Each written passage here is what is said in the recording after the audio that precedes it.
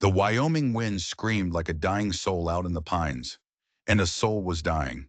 Elias Blackwood knew that sound. He woke with a Remington in his hand, the cold steel as familiar as his own skin. For 5 long years, he'd been hiding in this cabin, 40 miles from any town, 40 miles from the man he used to be. He'd come here to let his sins die in the silence. But tonight, they'd come back to life. Through the iced-over window, he saw a ghost stumbling through the snow. A woman.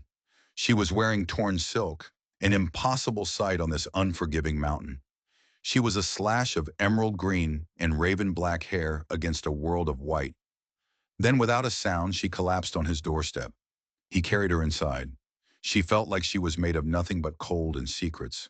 Her skin was pale as frost, her lips a deep, deathly blue.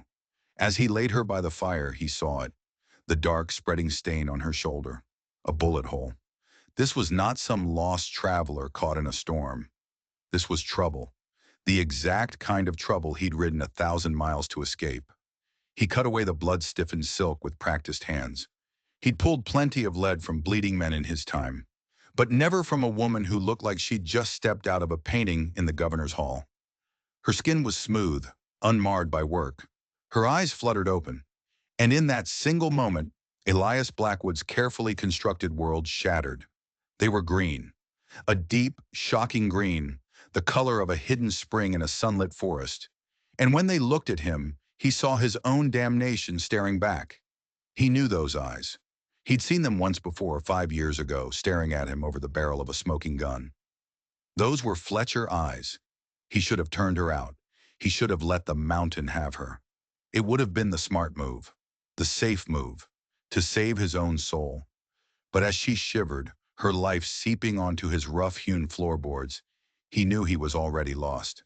"Please," she whispered, her voice a fragile thing, easily broken. "They're coming for me." "Who's coming?" Elias asked, his own voice a low rumble, trying to mask the shock that was rattling his bones. Her impossible green eyes locked onto his, and he saw a terror so profound it was almost a living thing. "You can't let them find me. They won't just kill me. They'll kill you too." And then her head lolled to the side, and she was gone again, leaving him alone in the screaming wind, with the ghost of his past bleeding out on his floor. He was a man who had come to the wilderness to be alone, and now his cabin was crowded with the one family in the world he never wanted to see again. He worked all night, the air thick with the smell of whiskey and blood. He probed for the bullet, stitched the wound with a surgeon's care, and wrapped her in his only good wool blanket. Then he sat in his chair, his gun across his lap, and just watched her breathe.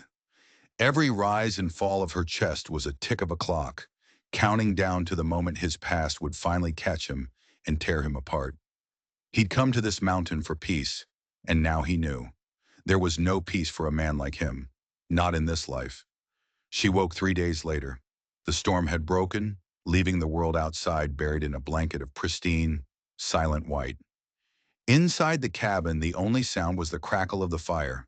She sat up, the blanket falling to her waist, and she looked at him. There was no fear in her eyes now, just a quiet, unnerving intensity. "You saved my life," she said. Her voice was stronger now, smooth and cultured, the voice of old money and private schools. "You're a long way from Denver," he replied, turning his back to her, busying himself with a coffee pot that didn't need tending. He didn't want her to see the conflict in his face. He didn't want to look into those Fletcher eyes. "My name is Mary Walsh," she said to his back. It was a lie. A plain, simple name for a woman who was anything but. He knew it was a lie the second she said it. The question was, why was she lying to him? "Elias Blackwood," he grunted, handing her a tin mug of coffee. Their fingers brushed for a fraction of a second, and a jolt, hot and sharp, shot up his arm. He pulled his hand back like he'd touched a hot stove. She stayed. She had no horse, no supplies, and a fresh bullet wound in her shoulder. Where could she go? And so, day by day, this beautiful lie named Mary Walsh began to dismantle the fortress he'd built around his heart. She moved about his small, grim cabin with a dancer's grace, and slowly, impossibly, it started to feel less like a hermit's refuge and more like a home. She cooked meals that reminded him of a life he'd long since forgotten.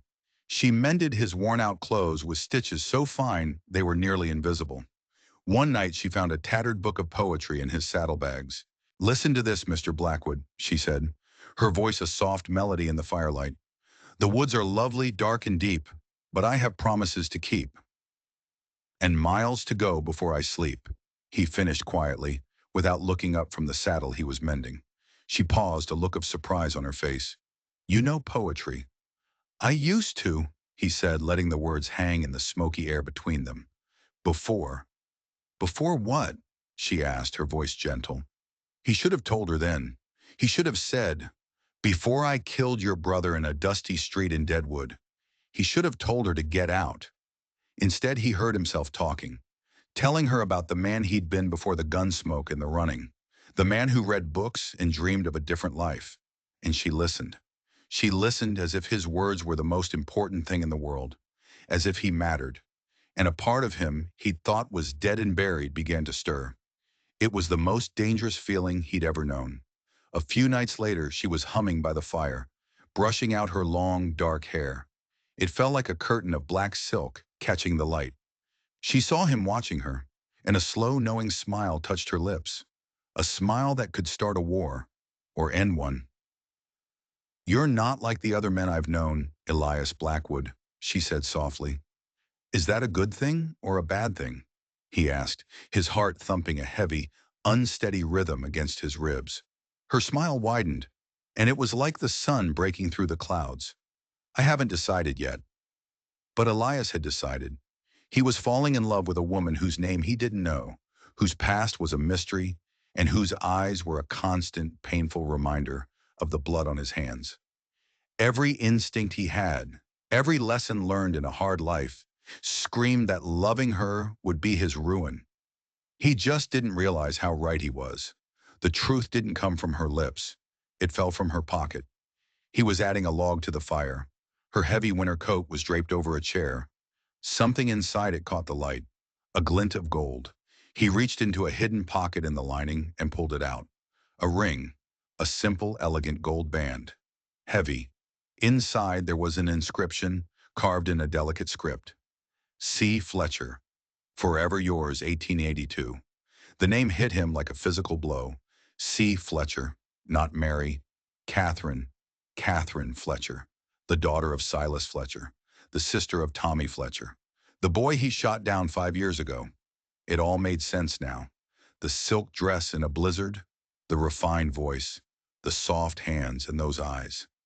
Those damning Fletcher eyes that had been haunting his sleep. She walked in at that exact moment, her cheeks flushed from the cold, carrying a bucket of fresh water. She saw the ring in his palm, and every last drop of color drained from her face. The bucket slipped from her grasp, crashing to the floor and sending a wave of icy water across the wooden planks. "You were going to tell me," he said. His voice was not his own. It was a low, gravelly thing, something dragged up from a deep, wounded place. "Weren't you, Catherine?" Her name on his lips sounded like a death sentence. "Elias," she began, her own voice trembling violently. "I can explain everything." "Don't," he cut her off. The word was a whip crack in the silent cabin. "Just don't lie to me again. I've had enough lies for one lifetime." She collapsed into a chair, her beautiful face crumbling. "I didn't know who you were," she whispered, her words choked with tears. "I swear it. When I came here, I was just running. I was dying. You have to believe that." "I believe you were running," he said, his voice as cold as the iron of his gun. "What I want to know is what exactly you were running from." The story came out of her then, in broken, jagged pieces, like shards from a shattered mirror. A story of a powerful, controlling father, a ruthless railroad baron named Cornelius Wade, and a marriage contract that was less a union of love and more a hostile takeover. An alliance designed to merge two empires and crush every small rancher in the territory. "My father sold me," she said, tears carving silvery paths down her dusty cheeks. "Wade is a monster, cruel, possessive. He doesn't want a wife. He wants a trophy, another Fletcher asset for his collection." She had fled the night before the wedding ceremony, desperate to escape. She was trying to get to Canada, to start a new life where her name meant nothing. But they caught up to me, she whispered, her hand instinctively touching her bandaged shoulder. My father's men, they were only supposed to bring me back, but one of them got careless with his rifle. Elias should have felt a grim sense of justice. The mighty Silas Fletcher, brought low by his own willful daughter, his enemy's kingdom in chaos, but he didn't. As he looked at her, weeping in his rugged cabin, all he saw was another soul trapped in a cage. A gilded one, to be sure, but a cage all the same, just like him, trapped by one single violent moment that had defined the rest of his life. Your brother, he said, the words feeling like stones in his mouth. Tommy, what your father told you, it wasn't murder. It was a fair fight. I know, she whispered, her green eyes pleading with him to believe her. I always knew you weren't the man my father said you were. A monster wouldn't have saved me. A monster would have left me to die in the snow. She stood then and walked to the small window, her silhouette framed against the vast, empty wilderness. Tommy was wild, reckless. My father tried to control him, to break him, just like he tried to do to me. Tommy just pushed back too hard. The silence in the cabin was heavy, thick with 5 years of hatred and misunderstanding. It all swirled in the air between them, a poisonous fog. So what happens now? He asked, his voice raw. I killed your brother. Your father wants me dead. There's no happy ending to this story, Catherine. She turned from the window to face him, and the look in her eyes was no longer one of a frightened victim. It was the look of a fighter, of a queen. What if there could be? She asked, her voice suddenly strong. What if we just leave? Together. We could disappear. We could be anyone we want to be. Running doesn't change the blood between our families, he said, shaking his head. Maybe not, she said, and she took a deliberate step toward him, then another. She stopped just inches from him, so close he could feel the warmth of her breath, see the frantic pulse beating in her throat. But maybe it gives us the chance to become something new. She reached out, her fingers gently taking his calloused hand. Her touch was like a brand. She stepped into his embrace as if she belonged there, as if she'd finally come home. She tilted her face up to his, her lips parted, her eyes asking a question he was terrified to answer. And in that moment, Elias Blackwood made a choice. He was done running from his past, because he was staring at his future. He lowered his head and kissed her. It wasn't a kiss of tenderness. It was a kiss of desperation, of hunger, of two lonely, broken souls finding their missing pieces in the most impossible of places. It was a kiss that tasted like forgiveness. This is complete madness, he breathed against her lips. Then let's be mad together, she whispered back. Outside, the Wyoming wind howled its final, mournful warning, but inside the cabin, a far more dangerous storm had just broken. But just as he held her, a new sound cut through the howl of the wind. A faint sound at first, but growing steadily louder.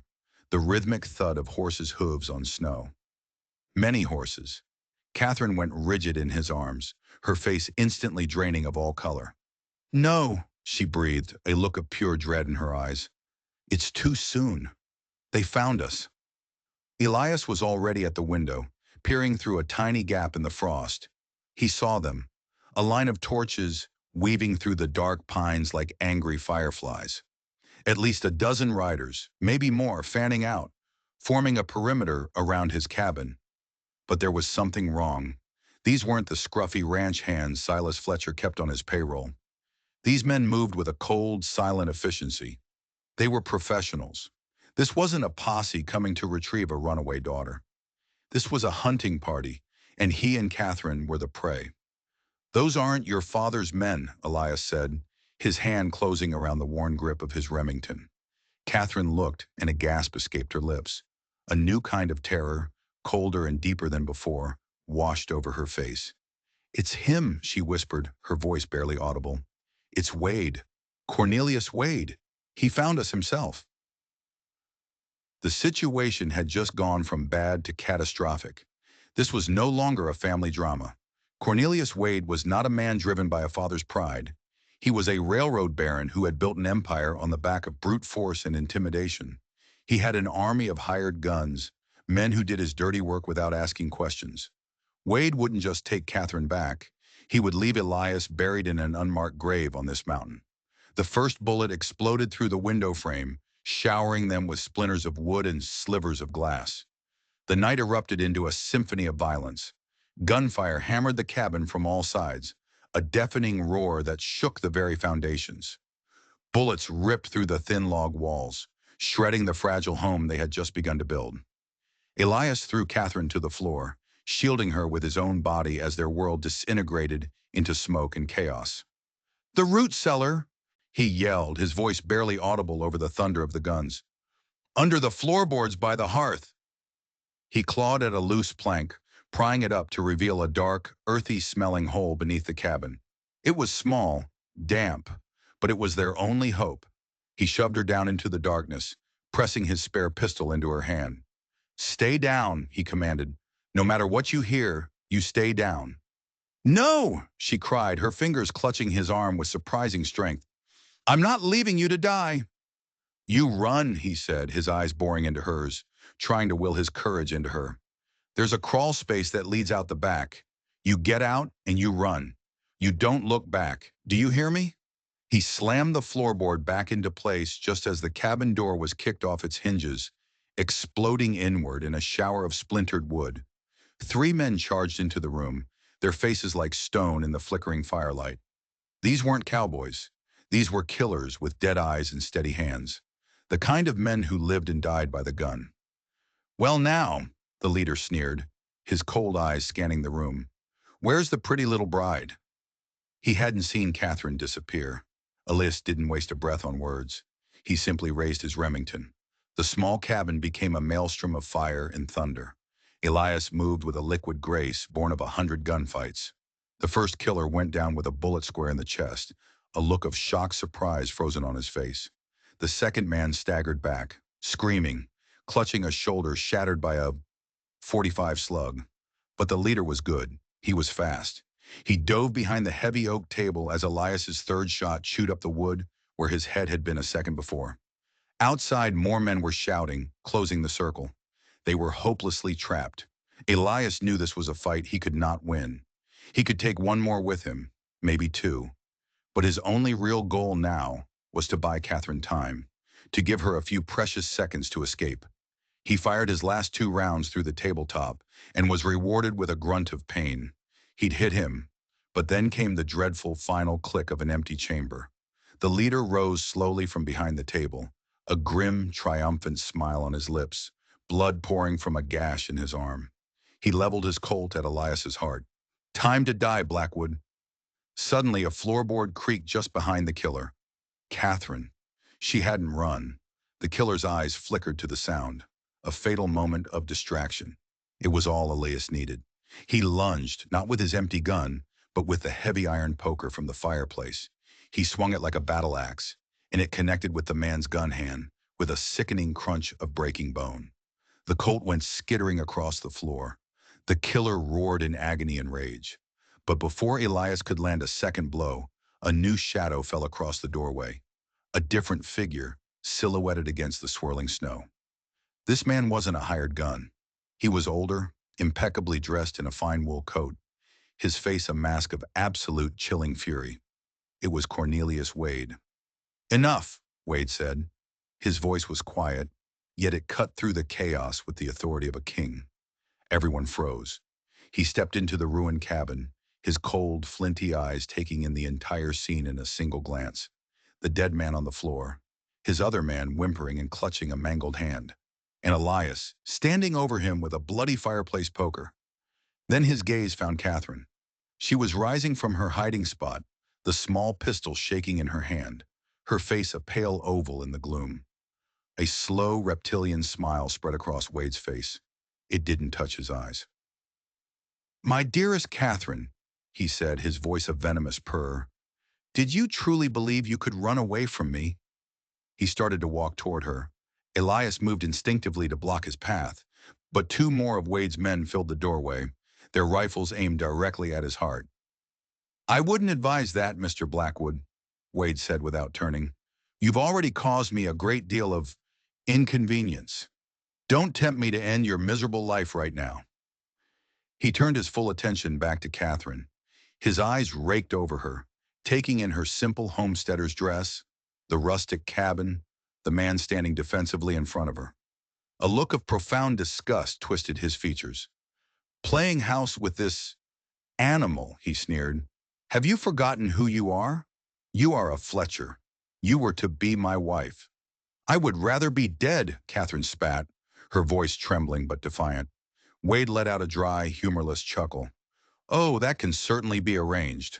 But first, you need to understand the true cost of your little rebellion. He nodded to one of his riflemen. Bring him in. The gunman vanished into the stormy night and reappeared a moment later, dragging a second man with him. The man was bound, gagged, his face a swollen, bloody mess. But even through the blood and the bruises, Elias recognized the proud, arrogant features. It was Silas Fletcher. Catherine cried out, a strangled sob. Papa! Wade grabbed Silas by his graying hair, yanking his head back brutally. Your father and I had a business agreement, my dear, an agreement you saw fit to break. It seems your father was not as capable of controlling his own daughter as he claimed. A very costly miscalculation on his part. Silas Fletcher, the cattle king, the patriarch who ruled his corner of Wyoming like a feudal lord, looked utterly broken.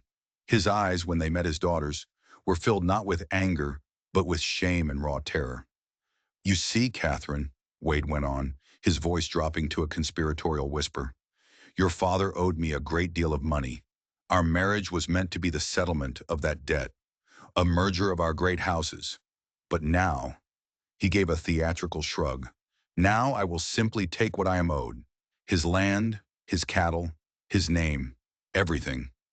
He shoved Silas to the floor, where he collapsed in a heap at Catherine's feet. This is what your pathetic little romance has cost him, Wade said. Then his cold eyes shifted back to Elias. And as for you, you dared to touch what is mine. For that, there is only one acceptable price. The rifles of his men all centered on Elias's chest. This was it, the end. He had cheated death a dozen times, but his luck had finally run out. He met Catherine's gaze across the room. He saw his own despair and resignation reflected there. But then, he saw something else, a flicker, a tiny, defiant spark in the depths of her green eyes. A plan was forming. She was not beaten yet. Wait, Catherine said.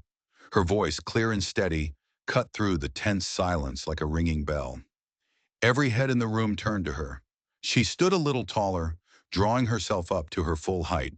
The trembling had stopped. She looked directly at Cornelius Wade, and for the first time since he had arrived, there was no fear in her eyes. Only a cold, hard, calculating intelligence. You want what you are owed, she said. It was not a question. It was a statement of fact. You want the Fletcher land, the Fletcher resources. You want my father's empire. Wade's eyes narrowed suspiciously. I already have it. Your father signed over the controlling interest to avoid a more permanent resolution to his financial problems. He signed it under duress, Catherine shot back, her voice sharp. Any decent lawyer would have that contract thrown out of court. But you're not a man who trusts the courts, are you, Mr. Wade? You prefer to operate in the shadows. A flicker of annoyance, of grudging respect, crossed Wade's face. She had his measure. What is your point, girl? He snapped, his patience wearing thin. My point, she said, taking a deliberate step forward, away from Elias, into the center of the room, is that you want a clean takeover. No legal challenges from back east investors. No awkward questions from the territorial government. You want the Fletcher name to become your name, quietly and completely. Go on. And that can't happen if Silas Fletcher and his only daughter die under mysterious circumstances the very night you take control. It would trigger investigations. It would bring lawyers sniffing around from Cheyenne to Philadelphia. It would tie up your grand prize in legal battles for years. She let the words hang in the air, a perfect, logical trap. Elias watched in stunned amazement. She wasn't pleading for their lives. She was negotiating the terms of surrender, but on her own terms. I have a proposition, she said, her voice as solid as the mountain outside. Wade was hooked. He gestured for her to continue. You get everything you want, Catherine said. The land, the power, the name, all of it. And you get it legally with no questions asked. How? Through a tragedy, she said, and her eyes were suddenly as cold and hard as chips of emerald ice. A terrible, unavoidable tragedy. Her gaze swept from Wade to her broken father, and finally to Elias. Catherine Fletcher dies tonight, here, in this cabin. A tragic accident. She was running away from an arranged marriage, got caught in a blizzard. This reclusive mountain man, Elias Blackwood, gave her shelter. But outlaws, or perhaps wolves, attacked the cabin. They both died in the struggle. The cabin burned to the ground. A terrible story. Nothing left but ashes and rumors. Wade stared at her, his mind visibly turning over the possibilities. My father, Catherine continued, her voice relentless, in his overwhelming grief, would be too heartbroken to manage his vast holdings. He would be easily persuaded to honor his daughter's final, dying wish, which was to see the partnership with you fulfilled. He sells his empire to you for a pittance. To the world, you are the compassionate businessman, stepping in to save a grieving friend's legacy. Privately, you are the victor who gets everything you ever dreamed of, free and clear. Silas Fletcher looked up from the floor at his daughter, his face a mixture of horror and dawning admiration. She was sacrificing her own identity, her very existence, to save his life and his legacy. And what about you? Wade asked, his voice a suspicious hiss. What do you get from this neat little tragedy? I disappear, Catherine said. The words were simple, but they carried the weight of a life being thrown away. You let me walk out of here tonight. You give me your word you will never look for me. You will never speak my name again. Catherine Fletcher becomes a ghost, and in return, I will give you an empire. It was a brilliant, desperate gambit, but Elias saw the fatal flaw. He saw the cold, cruel ambition in Wade's eyes. It's a clever tale, Wade said, that reptilian smile returning to his face. Very clever indeed, but it has one loose end. He raised his pistol, but he didn't point it at Catherine or her father. He pointed it straight at Elias's heart. Witnesses, Wade said with faux regret. I have a strong aversion to witnesses. He was going to kill Elias anyway. He would take Catherine, burn the cabin, and twist her story to fit his own narrative. Then you'll have to kill me as well, Catherine said, her voice ringing with defiance as she moved to stand directly in front of Elias, shielding him with her own body. And then we're right back to a messy investigation. You won't get your clean takeover. Wade's smile wavered. He was trapped in her logic. He needed her alive to disappear. He needed Silas alive to sign the papers. But his wounded pride, his seething jealousy, could not stomach the idea of Elias Blackwood walking away from this alive. There must be a way, Wade mused aloud, tapping the barrel of the pistol against his chin. A way to make the story perfect. Then his eyes lit up with an idea so evil it was almost beautiful in its cruelty. The story is that Blackwood died defending you, Wade said to Catherine. A hero's death. He fought off the outlaws but was tragically killed. You, in your terror and grief, fled into the blizzard, your body never to be found. A much more satisfying narrative, don't you think? He took aim at Elias's chest, his finger tightening on the trigger. No! Catherine screamed. But before Wade could fire, Elias moved. He had seen the decision in Wade's eyes. He was not going to die kneeling on the floor of his own home. He shoved Catherine hard, pushing her out of the line of fire. Then he didn't lunge at Wade. He lunged at the fireplace. With one explosive movement, he kicked the heavy iron grate, sending a shower of burning logs and red-hot embers flying across the dry wooden cabin. The room went up in a flash. The old, dry tinder of the logs ignited the floor, the walls, the ceiling. Flames roared to life, devouring everything in their path. Wade's men cried out in shock and pain, batting at the flames that suddenly licked at their clothes. Thick, black, choking smoke filled the small space in seconds. It was absolute chaos. Elias grabbed Catherine's hand, pulling her toward the back of the cabin. Now, he yelled. He aimed a powerful kick at the rear wall, the old wood already weakened by the inferno. It splintered, groaned, and then gave way, creating a ragged opening to the snowy, windswept night. They scrambled through the hole, gasping for the freezing, clean air, just as the main beam of the roof gave way with a deafening crack. Behind them, they could hear Wade screaming orders, his voice tight with fury and frustration. Get them! Shoot them! Don't let them escape! A few wild, panicked gunshots followed them into the darkness of the trees, but the fire was their shield. The inferno was their escape. They ran. Hand in hand, they plunged into the deep woods, the blizzard raging around them. For a moment, the roaring orange glow of the burning cabin lit their path, a massive funeral pyre for the life they almost had. Then the darkness and the snow swallowed them whole, and they were gone. They ran until their lungs felt like they were on fire, and their legs were numb. The storm was a merciless, howling entity, a wall of wind and snow that clawed at them, but also concealed them, erasing their tracks almost as soon as they were made. It was both their enemy and their only friend. They found refuge in a shallow rock outcropping, a hollow in the stone barely large enough to shelter them from the worst of the wind. They huddled together, shivering uncontrollably, their bodies pressed together for warmth, listening to the symphony of the storm. The sounds of Wade's men were long gone, lost to the blizzard's roar. For the moment, they were safe, but they were also stranded on a frozen mountain, with no food, no fire, and only the tattered clothes on their backs. "My father," Catherine whispered, her teeth chattering. "Wade will kill him." "No," Elias said, his arm a band of iron around her. "He needs him. He needs your father conscious and able to sign papers. He'll keep him alive, at least for a while." But they both knew what would happen the moment those papers were signed. Silas Fletcher's life was already forfeit. "We have to go back," she said, a desperate resolve in her voice. "We have to find a way to save him." "Go back and do what?" Elias countered, his voice gentle but firm.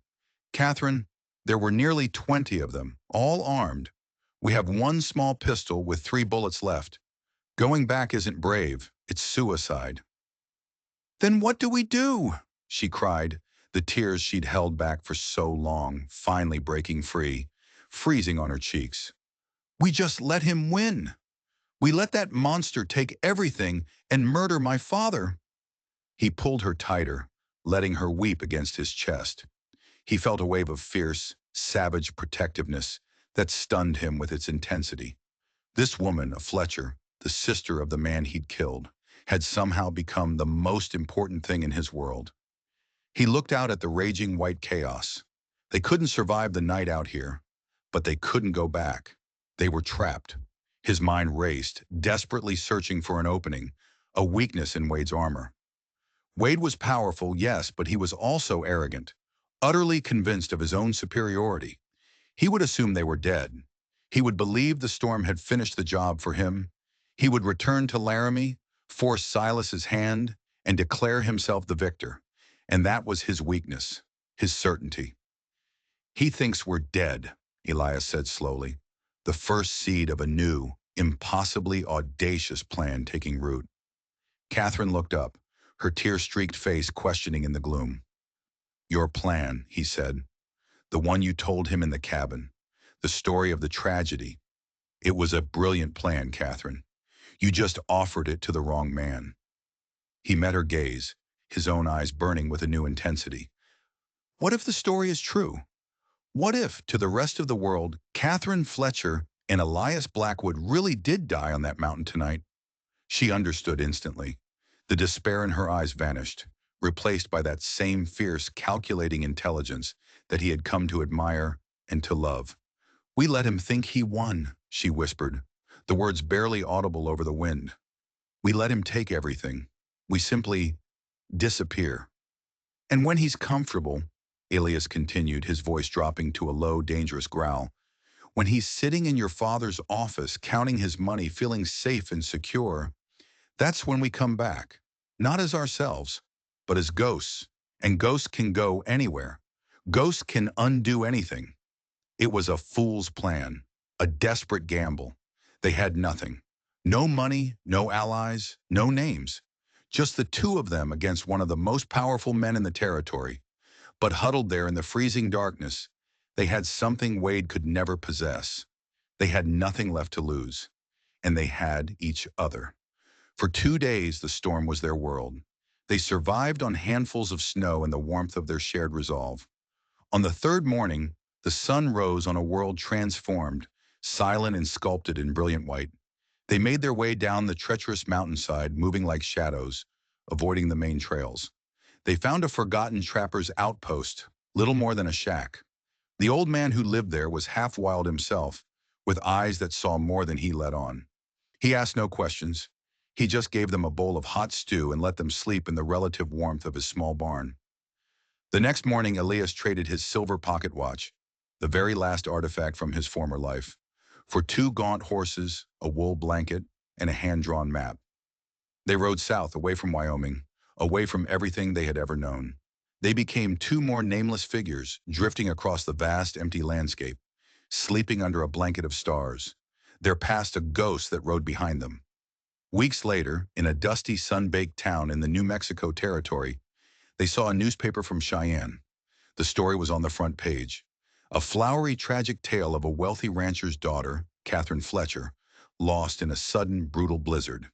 It spoke of a second victim, a reclusive hermit named Elias Blackwood, whose cabin had burned down in a tragic accident the same night. Cornelius Wade was quoted at length, his words dripping with false grief and promises to uphold the Fletcher legacy in honor of his dearly departed friend. The article mentioned that Silas Fletcher was in deep seclusion, too overcome with sorrow to speak to the press. It had worked. The world believed they were dead.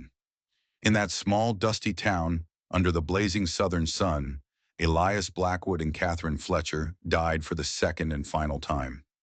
They sold their horses, bought passage on a crowded stagecoach heading west, and took on new names. He became Jose Martinez, a quiet man looking for honest work. She became Elena, his watchful wife. They vanished into the great sprawling promise of California, a place where no one cared about your past, only the future you were willing to build. For 2 years, they lived a life of deliberate, peaceful anonymity. With the last of the money from a ring Catherine had hidden, they bought a small, neglected ranch in a valley near Sacramento. They worked the land from dawn until dusk, their hands growing rough and calloused, their faces turning brown under the relentless sun. They rarely spoke of Wyoming. That life, that world, belonged to the ghosts they had left behind in the snow. They built a new life, a small, simple one. And in that simplicity, they discovered a profound peace that neither had ever known. The love that had been forged in the crucible of fire and fear now settled into a deep, quiet, unbreakable bond. They were no longer the hunted. They were homesteaders. Then one day a letter arrived. It bore no return address, but the postmark was from Cheyenne. It was addressed to Elena Martinez. Her hands trembled as she broke the seal. The handwriting was her father's. The letter was short, written in the coded Spanish they had once devised as a game in her childhood. My dearest Elena, it began, the partnership here has been most educational. Our mutual acquaintance, Mr. W., has taught me a great deal about the nature of modern finance. He has expanded with great ambition, leveraging all of our old assets to secure vast new loans. He has made many powerful new partners, and just as many powerful new enemies. He has also taught me much about the fine print of legal contracts. It seems that documents signed under extreme duress have a certain fragility, especially when the beneficiary becomes greedy and borrows heavily against assets that are still tied up in a protracted and very public tragedy investigation. Old accounts are being audited. Old questions are being asked again. It seems our Mr. W was not as meticulous in his bookkeeping as he was in his ambition. I think of you often. I hope the sun is warm where you are. I hope to feel it myself again soon. Your loving friend, S. Catherine, Elena, read the letter 3 times, her heart pounding. A slow, dangerous, triumphant smile spread across her face. Her father was not broken. He had been playing the long game. All this time, while Wade swaggered and celebrated his victory, Silas Fletcher had been quietly, patiently weaving a legal and financial noose. He was using Wade's own greed and arrogance as the weapon of his destruction, the ongoing investigation into their deaths, the questions about the contracts. It was a trap, a massive, complex trap. and Wade had walked right into it, whistling. The empire wasn't lost. It was being won back, piece by painful piece. That evening she stood by the corral, watching Jose, Elias, gentle a young colt. She rested a hand on the slight, gentle curve of her belly. A new life, a new legacy, a new beginning. He saw her watching and smiled, the weary lines around his eyes softening. He was no longer the haunted gunslinger she had met in the snow. He was a rancher, a husband, soon a father. They had to die on that frozen mountain so that they could learn how to truly live in the warm California sun. They didn't know how the final battle in Wyoming would end, but for the first time it didn't matter. Their war was over. They had won. They were home. Sometimes in the wild, unforgiving heart of the American West, the greatest victory is not to fight, but to disappear, to let the world mourn you as a ghost while you build a new life, a better life, far away from the shadows of your past. Thank you for riding along with us on this journey. If the story of Elias and Catherine moved you, do me a favor and hit that like button, and be sure to subscribe for more tales of justice and redemption from the pages of history. And I always have to ask, where are you listening from tonight? Drop it in the comments below. Until next time, may your own trails always lead you somewhere worth the journey.